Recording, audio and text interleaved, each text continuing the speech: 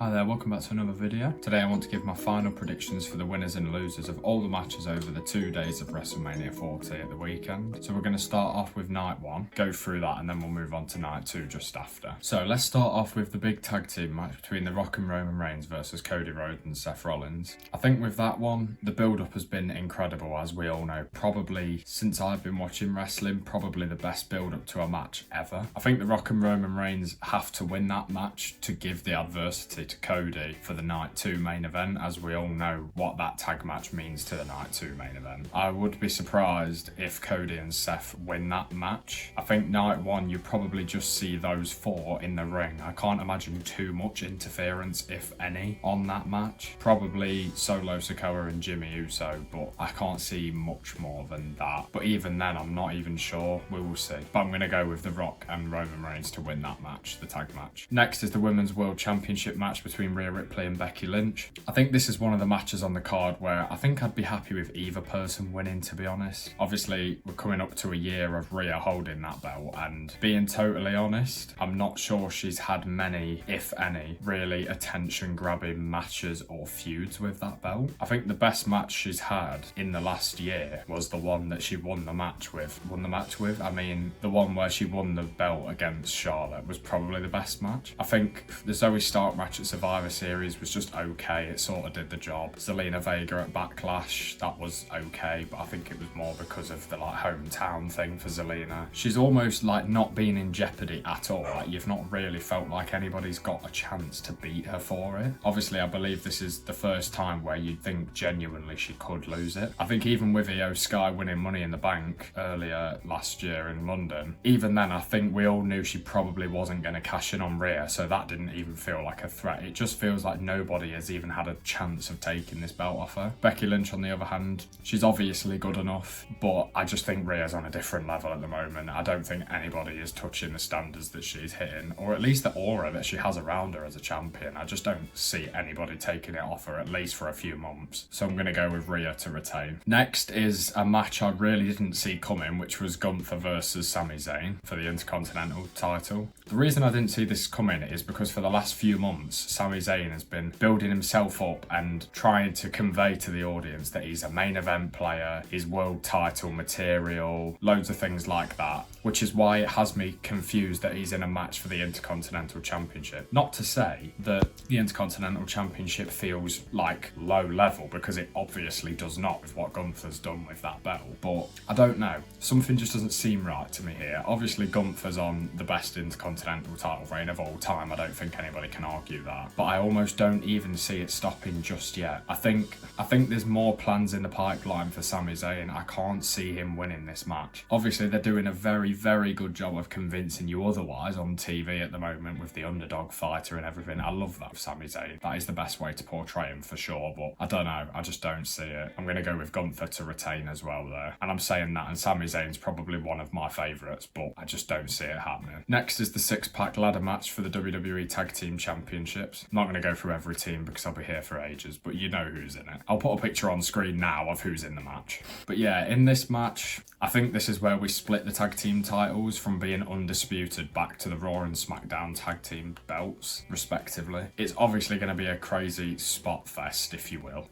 Lots of big ladder shots, jumps, big dives, things like that. I think I'm going to go with the New Catch Republic. I hate that name, but the New Catch Republic to win the SmackDown belts. And I'm really torn between Awesome Truth and DIY to take the Raw belts. I want it to be DIY. I think that would be better, but with the popularity of R-Truth, I'm wondering, and his whole story with the Judgment Day in the past few months, I'm wondering if they're gonna give the Miz and R-Truth the tag titles. They don't even have to hold them for a long time. This is the thing. We're in an era of WWE at the moment where every title reign just feels like it has to be so long. I'd love to see a change up to that this year, where some people only hold the belt for like a month, a few months. Doesn't have to be these year-long title reigns all the time. I think sometimes holding them for a week is a little bit pointless, like a bit longer than a week. Like when Cody Rhodes and Jay won the tag team belts, they won them to drop them back to the Judgment Day like 8 days after, and I was a bit like, what was the point in having them win in the first place? It was a fun moment, but yeah, I'd just like to see more of that this year, so I am going to go with that as the final prediction. New Catch Republic take the SmackDown SmackDown belts and DIY to take the Raw belts. Next, let's go with the brother versus brother match, which is Jimmy Uso versus Jey Uso. I've got a feeling this match is not going to be... I feel this match could go one of two ways. It's either going to be really good, and I'm not going to say shock everyone because we all know how good of workers the Usos are, but this could go one of two ways. It could either be really good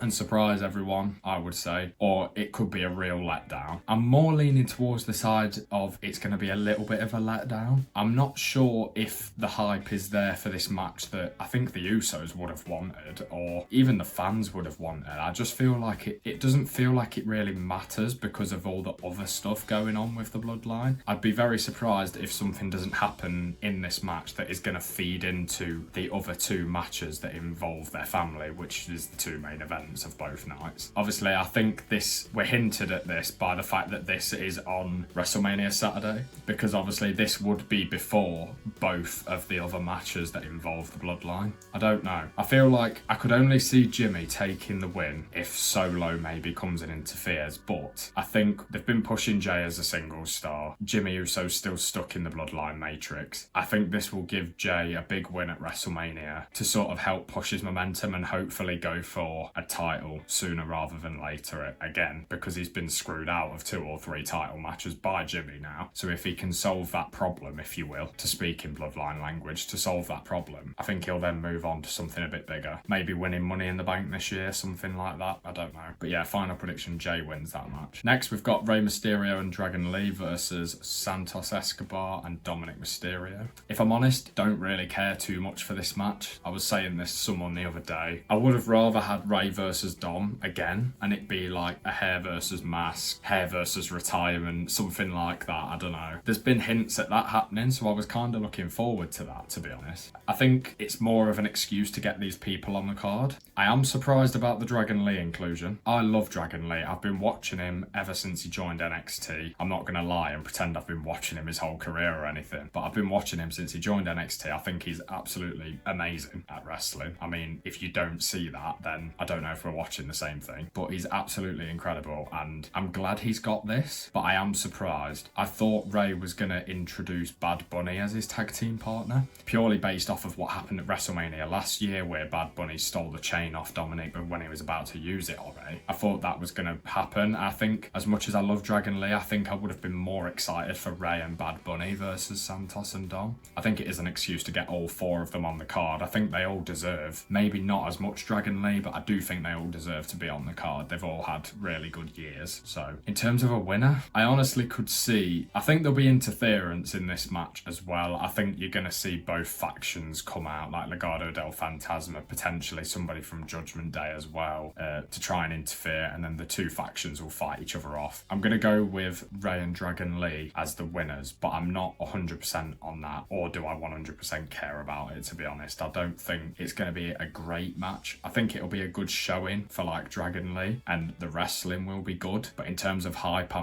don't really care too much for this match, but I do think Rey and Dragon Lee, final predictions, they'll be the winners. Finally, for night 1, we've got Bianca Belair, Jade Cargill and Naomi versus Damage Control, which consists of Asuka, Kairi Sane and Dakota Kai. I think, in my mind, there's a clear winner in this match, and it's going to be Jade Cargill specifically out of the 3 on her team, of course. I think this match is here to showcase Jade Cargill. It's also to get everybody else on the card, of course it is. But I would be lying if I said I wasn't a little bit disappointed that the women's tag titles aren't being defended on the show at all, like not even on a pre-show, anything like that. I mean, this could change. They could defend the titles on the pre-show of night 2, but it would seem strange them wrestling on night 1 and night 2. I mean, I know we've already got other people doing that, but it's like Seth, who's defending the world title. You've got Cody fighting for Romans. Do you know what I mean? Things like that. I don't know. But as it stands, there's not a women's tag title match, which I think is a shame because they've been building that up over the last few months. Like, they've actually brought more women's tag teams in. And I mean, there's still the thrown together tag teams, but I feel like you're always going to have that. I do think, plain and simple, what you're going to see in this match is Jade Cargill hitting her finisher and pinning, to be fair, any of the 3 on Damage Control. Probably not Asuka, but I can see that's the way the match ends. Bianca Belair's gone on about her WrestleMania winning streak that she wins every year, so that'll probably keep going as well. I think it'll be a decent match. I can't see much of shenanigans or anything anything like that in there. Can't see interference of that sort. There could be a big shock coming, I might be wrong, but I do think you're going to see Jade Cargill getting her first 3-count win in that match. So yes, final prediction, Jade Cargill, Bianca Belair and Naomi to win. So let's move on to night 2. We've obviously got the main event of the undisputed Universal title, Roman versus Cody, which I believe will be bloodline rules because of Roman and The Rock winning the tag team match in night 1. It's got to be Cody's, hasn't it? He's got to win. If he doesn't win this match, I don't even know where he goes from here. I'd feel like it is now or never. I said this in my WrestleMania match card predictions that I did like a couple of months ago. I just think it's got to be Cody this year. There's no other way about it. It just has to be. Final prediction, Cody Rhodes wins the match. I feel like you could potentially get a situation where there's the craziest, stupid amount of interference you've ever seen in a wrestling match. With it being bloodline rules, obviously it's no disqualification, as we saw with Seth Rollins and Solo Sikoa on Raw last night. No rules, no disqualifications, all of that. I think you could see just everybody getting involved. A lot of people saying John Cena and Stone Cold Steve Austin coming back. I'd love it to happen. I'm not sure if it does. I'm obviously going to pop if it does. That would be amazing, but I'm not sure if that happens. Either way, I do think Cody ends up winning the belt, and yeah, that's the final prediction for me. Cody wins the match. Now then, Seth Rollins versus Drew McIntyre for the World Heavyweight Championship. I'm in two minds about this match. So Clash at the Castle, which has just been announced for Scotland in a couple of months' time. Very short turnaround time, I thought, for a PLE, but anyway, that has been announced for Glasgow in 2 months' time. We all know Drew McIntyre's from Scotland, right? I'm in two minds here. Yesterday, if you asked me, I would have said it's 100% set. Drew McIntyre's going to win the match, and that's kind of the end of it, because Seth is going to be partly beat up from night 1. Then he can go away and get surgery or have a rest or whatever he needs. I'm not so sure now. I'm wondering if Drew gets coronated at Clash at the Castle again. I say again, not again, but like, I'm wondering if Drew will have a big title match to win the belt at Clash at the Castle. Does that make sense? Although he is playing a heel at the moment, and obviously it would be a crowd in favour of Drew McIntyre. So the spanner in the works is Damian Priest Money in the Bank. Do we have a situation where Damian Priest could cash in, make it a triple threat match, and he could even win? And then you could have Damian Priest hold the belt for just a couple of months, and then Drew can beat Damian Priest at Clash at the Castle for the World Heavyweight Championship. You've also got the situation where Seth Rollins retains, Damian Priest tries to cash in, and whether that does or doesn't work, you could still have Drew McIntyre fight for the championship at Clash at the Castle, whether Damian Priest successfully cashes in on Seth or not. Or you can have the situation, which I think I'm going to go with as the final answer. Drew McIntyre is going to win the match. Don't think Damian Priest will cash in, but I think you're going to see Drew hold it for at least a couple of months. He'll defend it at Clash at the Castle and potentially retain it. And then at that point, you're going to have Damian Priest running out of time. Has he not already tried to cash in before Clash at the Castle? And then I think you see a potential cash-in attempt there. Whether it works, I'm not sure. But I do see Drew walking into Clash at the Castle as the World Heavyweight Champion and retaining in a match there. So yeah, final prediction, Drew McIntyre wins the match. Next is the WWE Women's Championship, which is Io Sky versus Bayley. Haven't got too much thoughts on this one. Bayley won the Royal Rumble, so she obviously had the right to challenge whoever she wanted. She's picked Io Sky. The story just writes itself. Bayley's turned babyface again. I think this has got to be her match. I think she wins the belt off Io Sky. I think you've got the potential of Damage Control trying to interfere.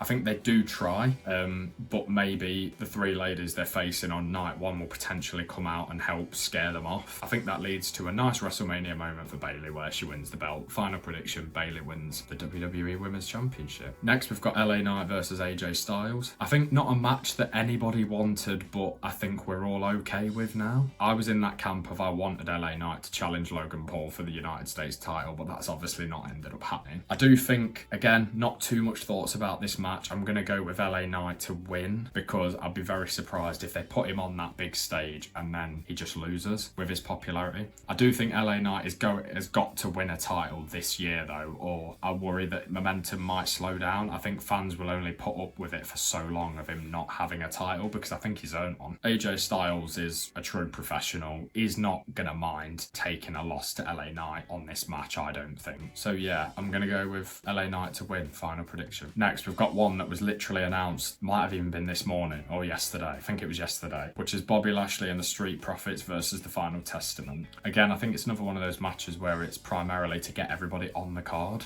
Not got a problem with that, but this rivalry has been simmering for quite a while now. The fact it's a street fight match has just put that extra edge to it. I think it did need that. If it was a normal 6-person tag match, I feel it would be slightly uninteresting. If I'm honest, I don't really care too much for who wins. I think it will be an entertaining match. I think I can potentially see the Final Testament winning, but then I'm not sure because both factions are at a point where neither of them have really done anything of note as of yet. I'm wondering if they're finally going to give Karrion Kross that sort of push that we've all sort of expected since he came back and have him win this match. On the other hand, you could just have like a Bobby Lashley Spears, Rakem or Azar.